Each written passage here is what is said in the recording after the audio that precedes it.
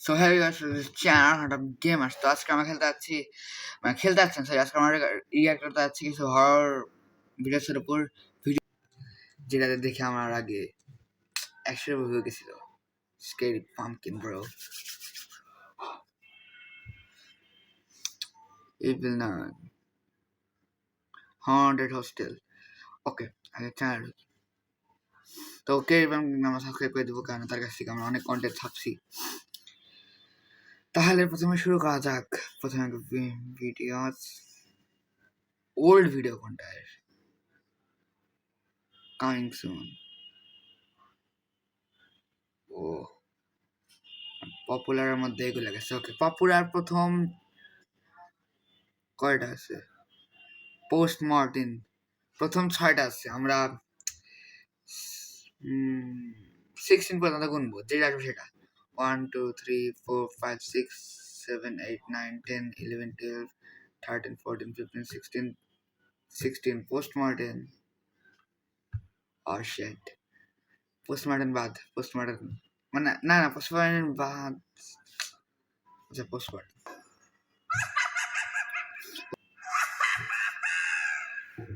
হা হা হা হা, आगे postmortem last दिखा दिल। इस कहानी के लेखक हैं संजय कांबले। संजय कांबले। रात के लगभग 8 बज चुके होंगे। রাত 8টায় যে ভূত আসে, আমি তো রাত ঘুমাই 12টার পর। তাহলে दौड़ते हुए कदमों से पोस्टमार्टम करने वाली Maruti Rao. Wait a second, আগের বার যে আমরা দেখছি ওটা ছেলের আওয়াজ ছিল না, তাহলে এটা মেয়ের আওয়াজ কেন? पोस्टमार्टम कमरे की ओर चलने लगे। बहुत सालों का पोस्टमार्टम का अनुभव भी उनकी पहचान थी। कभी-कभी कुछ शव ऐसे होते थे जो पुलिस भी नहीं देख पाती थी। ऐसे शवों का पोस्टमार्टम करते थे। बारिश के पानी से भीग के फूला हुआ शव हो या कई दिनों का सड़ा हुआ शव, मारुति राव बिना डरे उन शवों का पोस्टमार्टम करते थे। उनके इस साहस की वजह से उनके सारे सहकर्मचारी उनकी बहुत तारीफ करते थे। इसी खासियत की वजह से अस्पताल के सीनियर डॉक्टर सावंत के साथ उनकी अच्छी दोस्ती थी। चलते चलते मारुति राव के दिमाग में कल रात की सावंत साहब के साथ की हुई बात घूम रही थी। কি কথা হয়েছিল? আর বাই দ্য ওয়ে গাইস, আমি এরকম খেলে করতেছি কেননা এখানে অনেক ঠান্ডা। कल रात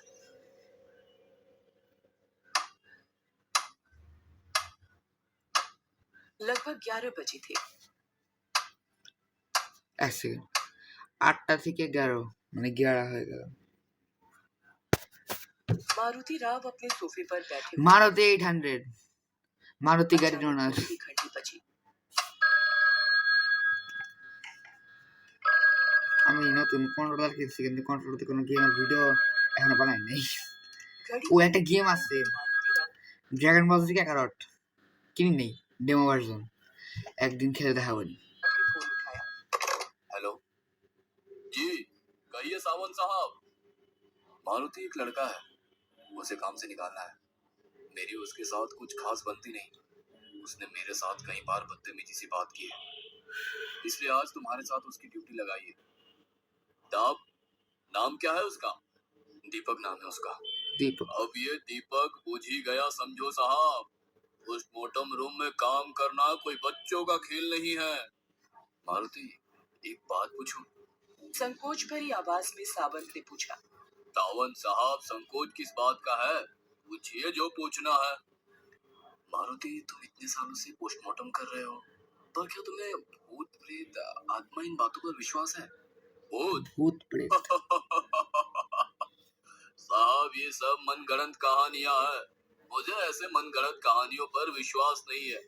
बहुत ही आत्मविश्वास के साथ मारुति राव ने जवाब दिया। और बताइए साहब, आप वापस कब लौट रहे हो? अभी भी मुंबई में ही हूँ, कल तक पहुँचूंगा। मुंबई से करीब 8 घंटों का सफर है। और एक बात मारुति, वो लड़का यानी दीपक की खासियत है। खासियत? की खासियत? कौन सी खासियत? अभी थोड़ा व्यस्त हूँ, वैसे भी कल आने वाला हूँ, तो मिल के बात करते हैं। कल की वो बात याद करके मारुति राव मन ही मन मुस्कुरा रहे थे। फिर सावंत साहब ने एक जिम्मेदारी मुझे सौंप दी। जिन लोगों को काम से निकालना होता है उन लोगों की ड्यूटी सावंत साहब मेरे साथ पोस्टमार्टम कमरे में लगाते हैं, यानी कि वो खुद काम छोड़ देते हैं, उन्हें निकालने की नौबत ही नहीं आती है। चलते चलते मारुति राव पोस्टमार्टम कमरे के पास पहुंच गए। वहां 24-25 साल का एक लड़का खड़ा था। 24-25 सामने टेबल पर सफेद कपड़े के नीचे एक शव भी था। शेफ नाम क्या है तुम्हारा? दीपक। सर दीपक। दीपक, पोस्टमार्टम करते हुए बुझ मत जाना दीपक। मारुति राव ने अपनी पोशाक पहनी और दीपक से कहा, डर लग रहा हो तो अभी बताओ, यहाँ कई लोग चक्कर खाकर गिर चुके हैं। मारुति राव ने शर्ट से सफेद कपड़ा हटाते हुए कहा, लगभग 25 साल उम्र होगी इसकी। सिर पूरी तरह कुचला गया है, शायद किसी बड़े पत्थर से खून किया है। शव की अवस्था देख दीपक ने आंखें बंद कर ली। इतने में ही डर गए? सिर्फ सिर तो फटा है, पोस्टमार्टम में तो शरीर के सारे अंग निकालने पड़ते हैं, तब क्या करोगे? मारुति राव की बात दीपक को बुरी लगी। उसने हिम्मत करते हुए शव की ओर देखा और कहा, इसका खून नहीं हुआ है, काम पे जाते वक्त गाड़ी फिसल गई होगी और तभी किसी भारी गाड़ी के नीचे उसका सर कुचल गया होगा, इसलिए चेहरा भी पहचान नहीं सकते। अरे वाह, बहुत ही हिम्मत वाले हो, देखते ही निष्कर्ष निकालने लगे। बिना कुछ कहे दीपक शांति से खड़ा होकर देखता रहा। मारुति राव ने टेबल के पास रखे सर्जिकल ब्लेड को उठाया और दीपक की ओर देखते हुए कहा, इतना डरे हुए क्यों लग रहे हो? पोस्टमार्टम तो इसका हो रहा है और दर्द तुम्हें क्यों हो रहा है? तभी दीपक ने उस शव की तरफ देखते हुए गंभीरता से कहा, मौत के बाद इसके शरीर से बाहर पड़ी आत्मा, ऑपरेशन। ওয়েট, এই দীপকের যে মুখ, ওর মুখ অজয় দেবদত্ত এর মতো লাগতেছে না? হইতে পারে, আমি का पोस्टमार्टम होते हुए देखेगी तो उसे कैसा लगेगा? दीपक की ये बात सुनकर मारुति राव ने हंसते हुए कहा, आत्मा, भूत प्रेत आत्मा, ये सब मनगढ़ंत कहानियां हैं, मुझे इन सब बातों पर विश्वास नहीं है। दीपक चुपचाप खड़ा रहा और गंभीरता से बोला, मनगढ़ंत कहानी? माफ कीजिए सर, पर जब तक हम देखते नहीं हम विश्वास नहीं करते, और हम विश्वास करें या ना करें इन्हें फर्क नहीं पड़ता। दीपक का अस्वस्थ चेहरा देखकर मारुति राव ने आत्मविश्वास से कहा, अपना ये पोस्टमार्टम का काम देखकर खुद भूत प्रेत आत्मा हमसे डरते हैं। वो क्यों डरे भला? उन्हें किस बात का डर? जख्म दर्द तो उन्हें होता ही नहीं है, उसके लिए उनके पास शरीर जो नहीं होता, वो कहीं भी जा सकते हैं, आपके सामने भी हो सकते हैं। दीपक की इस बात से मारुति राव को गुस्सा आ गया। उन्होंने गुस्से से दीपक को देखते हुए सर्जिकल ब्लेड उठाया और टेबल पर पड़े शव के गले में फूंक।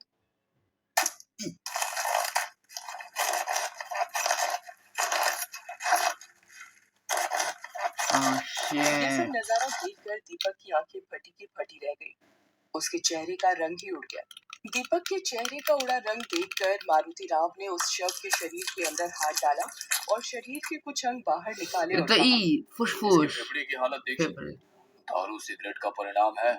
अपनी तिरछी नजर से दीपक की जेब से ऊपर निकली सिगरेट के पैकेट को देखते हुए मारुति राव ने कहा, तुम्हारे फेफड़ों का भी यही हाल होगा, लगे हाथ उनकी भी जांच करे क्या? मुस्कुराते हुए उन्होंने कहा, पर दीपक बिना कुछ कहे चुपचाप खड़ा रहा। मारुति राव ने थोड़ा थोड़ा करते शरीर चीर दिया, आवश्यक अंगों के सैंपल ले लिए। एक हथौड़े से उन्होंने खोपड़ी को अलग किया जैसे कि कोई ढक्कन खोला। दीपक भावना शून्य चेहरे से उस शव की ओर देखता रहा। उसके चेहरे को देखते हुए मारुति राव मन में कहने लगे, लड़का बहुत निडर है। चीर फाड़ किए हुए शव को वापस सिल दिया और कहा, दूसरी शव का पोस्टमार्टम भी मैं ही करूंगा, आज तुम बस देखने का काम करो। पोस्टमार्टम किए हुए शव को ढक दिया। वहीं उनकी नजर बाजू में सफेद कपड़े से ढके हुए दूसरे शव একদম একই রকম দেখতে, হাইটও थोड़ी देर একদম पहले ही वो शव वहां চুলও रखा এক। था। शव के बाजू में पैड पर शव का नाम लिखा था। नाम पढ़कर मारुति राव की आंखें फटी की फटी रह गईं दीपक। और दीपक की ओर डर भरी आंखों से दीपक। देखने लगे। दीपक निडर जैसा खड़ा था। नाम दीपक। क्या सचमुच दीपक निडर था या वो निडर होने का नाटक कर रहा था? मारुति राव कुछ समझ नहीं पा रहे थे। मारुति राव ने टेबल पर रखे पैड को उठाया और उस पर लिखी जानकारी पढ़ ली और शव पर रखे सफेद कपड़े को हटाया और उनके हाथ से पैड फिसल कर नीचे गिर गया। इतनी देर आत्मविश्वास दिखाने वाले मारुति राव के चेहरे का रंग उड़ गया था। दीपक वो झट से टेबल से दूर हो गए। उनके चेहरे पर अजीब सा डर था। किया सर दीपक उनकी ये हालत देखते हुए उनके पास गए और कहा, डर गए? मारुति राव को खुद की आंखों पर विश्वास नहीं हो रहा था। डर से भरी हुई उनकी आंखें उस शव को देख रही थी। सबकी का दीपक ने शांति से उनके कंधे पर हाथ रखा और कहा, भूत प्रेत आत्मा, इन सब की एक अलग दुनिया होती है और आप जैसे कुछ लोग इस अदृश्य शक्ति को नकारते हैं। आपके नकारने से उनका अस्तित्व और ये सत्य नहीं बदलता। मारुति राव एकदम चुपचाप एक मानसिक सदमे में थे। कहीं ये सपना तो नहीं? नहीं, ये तो सच है। उनकी आंखें फटी की फटी थी, जैसे उन्हें सांप सूंघ गया हो। अभी अभी पोस्टमार्टम किए हुए शव को वो पीछे मुड़कर देखने लगे। सब कुछ मारुति राव की कल्पना शक्ति के परे था। मारुति राव की ये हालत देखकर दीपक के चेहरे पर एक अजीब सी मुस्कान आ गई। मुस्कान उनके रंग उड़े हुए चेहरे को देखते हुए दीपक ने कहा, आपका चेहरा बता रहा है, ऐसा दृश्य आपने अपनी जिंदगी में पहली बार देखा है। तभी दरवाजा खोलते अरे हुए भाई सीनियर डॉक्टर ठंड सावंत और उनकी सहकारी शिंदे अंदर आ गए और टेबल पर रखे शव को देखते हुए कहा, ये अचानक कैसे हुआ? रात को नींद में दिल का दौरा पड़ा। रात को जो सोए तो उठे ही नहीं। ऐसे अचानक मौत हुए इंसान की आत्मा ये बात स्वीकारती नहीं है कि शरीर अब खत्म हो गया है। वो आत्मा हर रोज की तरह सारे काम करती है। दीपक की इस बात ने दोनों का ध्यान खींच लिया। अरे हाँ शिंदे, ये दीपक है। इसने आज से ही ड्यूटी ज्वाइन की है। और हाँ, इसकी एक खासियत भी है, ये प्रेत आत्माओं के साथ बातें कर सकता है। तभी हाँ? शिंदे ने हंसते हुए कहा, यानी अपने मारुति की आत्मा उसके शव के साथ काम करने आई होगी। इस लड़के को ही पूछ लो। वैसे तो मेरा भूत प्रेत आत्मा इन सब मनगढ़ंत कहानियों पर विश्वास नहीं। ওয়েট নো এটা বলুন না যে মারুতি মরে গেছে टेबल पर रखे दोनों शव का पोस्टमार्टम कर दो शिंदे। तभी दीपक ने टेबल पर रखे मारुति राव के शव का चेहरा ढक दिया और सावंत साहब के पीछे आधी खुली खिड़की की ओर देखते हुए कहा, मारुति राव इन मनगढ़ंत कहानियों पर कहाँ विश्वास करते थे। दीपक की ये बात सुनकर सावंत साहब सुन्न हो गए। उन्होंने उसी खुली खिड़की की ओर देखा जहां दीपक देख रहा था। तभी एक ठंडी हवा का झोंका खिड़की से अंदर आया। এই মারুতি কবে মরছে মানে ও এতক্ষণ ধরে ভূতের সাথে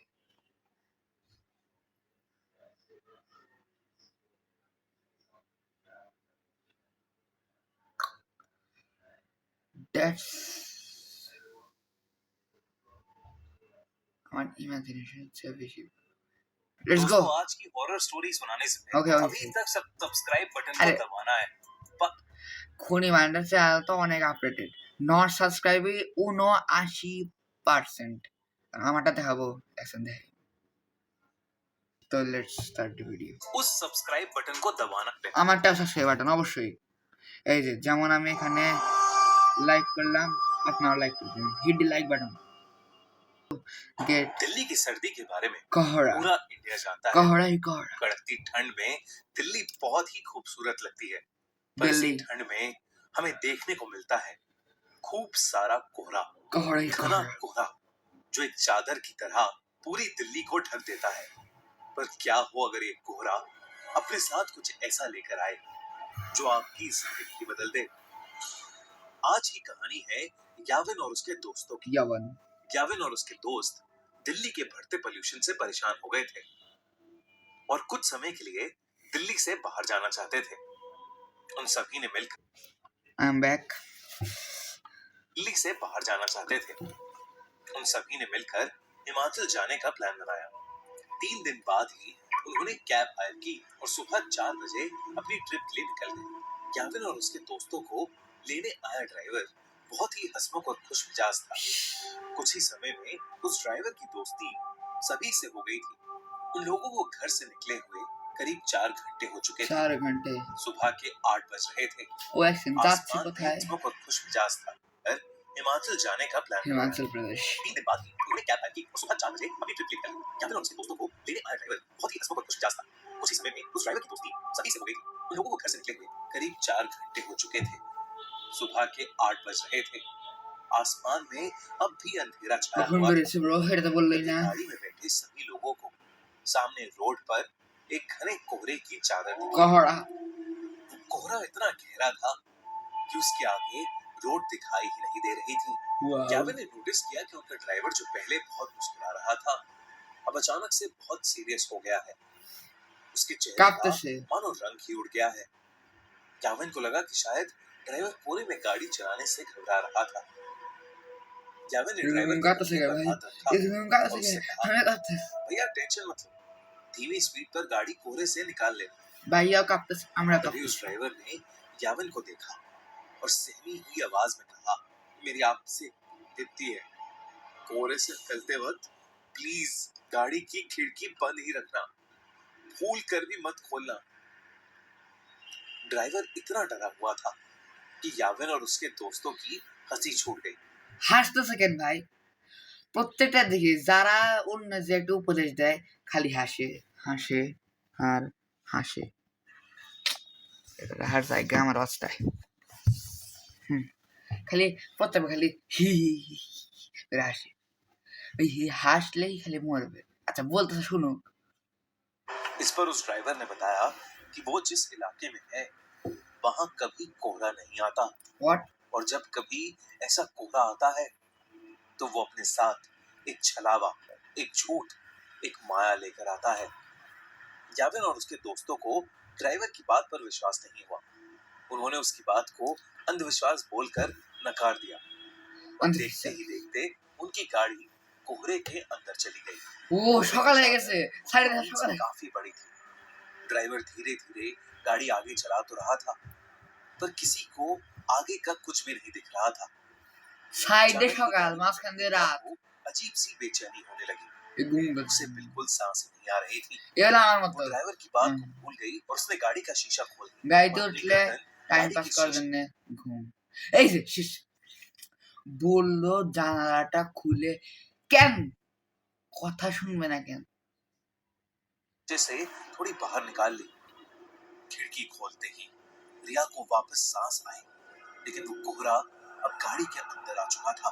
खत्म। कुछ ही सेकंड्स बाद जैसे ही रिया ने गाड़ी के अंदर देखा तो उसके होश ही उड़ गए। गाड़ी हाँ? रोड पर चल रही थी और उस गाड़ी के अंदर रिया के अलावा और कोई नहीं था। रिया की सांस वही अटक गई। याविन, रवि और ड्राइवर শ্বাস तीनों অনেক की गाड़ी দিতে से মরলো गायब না কেন? थे। गाड़ी अपने आप आगे चल रही थी।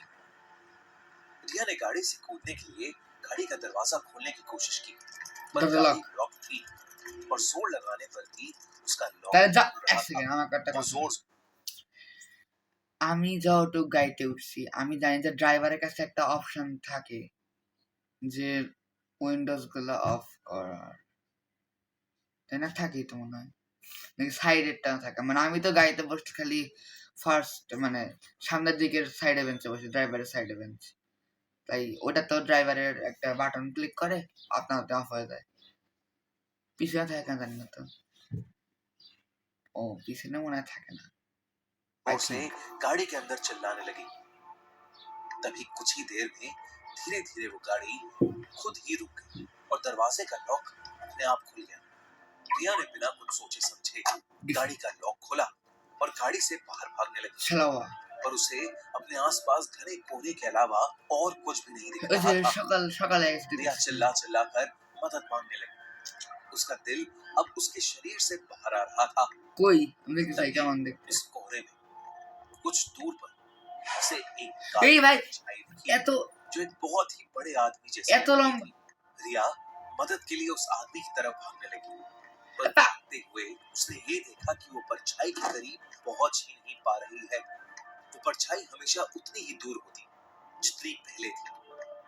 इससे पहले रिया कुछ भी समझ पाती, उसे Okay. महसूस हुआ कि जैसे उसके पीछे कोई खड़ा नो हुआ है। नो नो नो रिया अब इतनी डर चुकी थी कि उसके अंदर पीछे मुड़ने की भी हिम्मत नहीं थी। पर हिम्मत करके जब रिया ने पीछे देखा तो उसकी रूह कांप गई।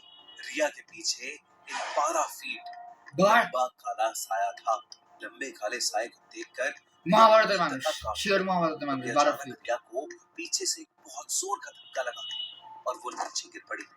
याविन, रवि, वो ड्राइवर और रिया अब भी गाड़ी में थे। रिया ने जैसी वो खिड़की खोली थी वो बेहोश हो गई थी। उस ड्राइवर ने उसके बेहोश होते ही रवि को जल्दी से वो खिड़की बंद करने को कहा। याविन और रवि रिया की हालत देखकर उसे जगाने की कोशिश कर रहे थे और ड्राइवर बस बार बार एक ही चीज बोले जा रहा खिड़की था, बंद करो। गाड़ी की खिड़की नहीं खोलनी चाहिए थी, नहीं खोलनी चाहिए थी गाड़ी की खिड़की। याविन को अब ड्राइवर पर गुस्सा आने लगा था। उसे लग रहा था कि वो ड्राइवर एक मेडिकल इमरजेंसी पर वहम की पट्टी चढ़ा रहा है। याविन बस वहां से निकलकर रिया को हॉस्पिटल ले जाना चाहता था। याविन ने ड्राइवर को गाड़ी तेज चलाने के लिए कहा। ड्राइवर ने याविन की बात मानी और गाड़ी के एक्सीलरेटर पर अपना पैर दबा दिया। लेकिन कुछ ही सेकंड्स में अचानक से गाड़ी के सामने एक लड़की आ गई और इतनी तेज स्पीड होने की ओए वजह से ये लड़की ना, ये लड़की ना। एक गाड़ी उस लड़की से टकरा गई। उस लड़की के टकराने के बाद ड्राइवर ने गाड़ी मत रोकी। ओए लड़की लेकिन ना। कुछ ही सेकंड्स में अचानक से गाड़ी के सामने एक लड़की आ এই যে এই দেখো এটা লড়কি, কোনো মরা মানুষ ভাই, দেহে মনে और इतनी तेज स्पीड होने की वजह से गाड़ी उस लड़की से टकरा गई। उस लड़की के टकराने के बाद ड्राइवर ने না गाड़ी এখন কেন আটকাচ্ছে? अब याविन और रवि की सांसें वहीं अटक गई थी। মরক না। याविन तुरंत गाड़ी से उतरकर उस लड़की को देखने गया। उसने देखा कि एक लड़की खून से लथपथ रोड पर उल्टी पड़ी এক সেকেন্ড, তখন তো কাপড় এটা ছিল না, তখন এখন দেখো ব্ল্যাক কালার, একটু ব্ল্যাক আর ডিপ ব্লু হতে পারে। আর তখন তো ব্রেকটা লাগলো।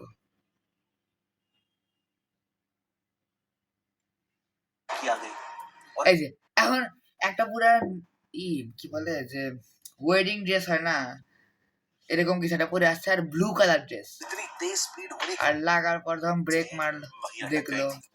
याविन तुरंत गाड़ी से उतरकर उस लड़की को देखने गया। उसने देखा कि एक लड़की खून से लथपथ পুরা ড্রেসই চেঞ্জ ভাই। रोड पर उल्टी पड़ी हुई थी। याविन ने जैसे ही उसकी शक्ल देखने के लिए उसे पलटा, उसका दिल दहल गया। বললাম तो खून से लथपथ पड़ी लड़की कोई और नहीं बल्कि याविन की दोस्त रिया थी। হ্যাঁ याविन को कुछ समझ नहीं आ रहा था क्योंकि रिया तो उसके साथ गाड़ी में थी। याविन दोबारा गाड़ी की ओर गया और उसने देखा कि पूरी गाड़ी बिल्कुल खाली थी। ও गाड़ी के ওর সাথে अंदर ছাড়া कोई হয়েছে, बैठा था। ওর সাথে ছাড়া হয়েছে ওই याविन को একই कुछ समझ नहीं आ रहा था। वो बहुत ज्यादा डर चुका था। জ্যাডিয়ার সাথে সেটা याविन ने ইয়াবেন रिया की बॉडी को उठाकर गाड़ी में रखा और खुद ड्राइवर सीट पर बैठकर गाड़ी को चलाने लगा। याविन उस घने कोहरे में बस तेजी से गाड़ी चला रहा था। तभी उस चलती हुई गाड़ी के सामने वही 12 फुट लंबा काला साया आ गया দেখা যা और याविन का गाड़ी की स्टीयरिंग पर से कंट्रोल बिगड़ गया और वो गाड़ी रोड की एक साइड के एक पेड़ से जाकर टकरा गई। अगली सुबह ডোন্ট সে শর্ট उनकी गाड़ी एक पेड़ से टकराई हुई थी সত্যি না। जिसमें ड्राइवर याविन, रवि और रिया थे। वो चारों उस कोहरे की रात जिंदा तो बच गए लेकिन यावी के सर पर चोट आने की वजह से उसका मानसिक संतुलन बिगड़ बिगड़ गया गया। और रिया को इतना गहरा सदमा लगा कि अब उसे सही। हर जगह सिर्फ वही काला साया दिखता है। अगली बार कोहरे में जाओ तो अपनी गाड़ी की खिड़की कभी मत खोलना। यार ভয় দেখাচ্ছে আমাদের।